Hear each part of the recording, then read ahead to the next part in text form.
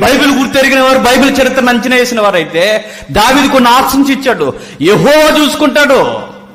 అతను చేస్తున్నది తప్పే, అతను లేస్తున్నది తప్పే, అమాయకులైన మనం తరుముతున్నది తప్పే, మనం సాధు జంతువులా పరిగెడుతుంటే ఇంకా రెచ్చిపోయి రోజు రోజుకి మన మీదకి లేస్తున్నది అతను చేస్తున్న తప్పే. కానీ యాక్షన్ మనం తీసుకోకూడదు. చూస్తే దేవుడు మొత్తుతాడు. లేదా నెక్స్ట్ అతను అపాయం వలన చచ్చును. ఏదో ఒక ప్రమాదం, ఏదో యాక్సిడెంట్లో ఏమవుతాడు? చచ్చిపోతాడు. చూడండి, మీరు అబ్జర్వ్ చేయండి. కావాలంటే సేవకులు కుటుంబం మీదకి వచ్చిన వారికి, సేవకుల మీద లేచేవారు ఏమవుతారట?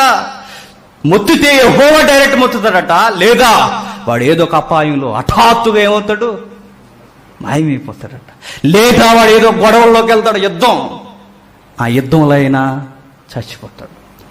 కారణం ఏదైనా ఆన్సర్ ఒక్కటే, దేవుడు చూస్తున్నాడు.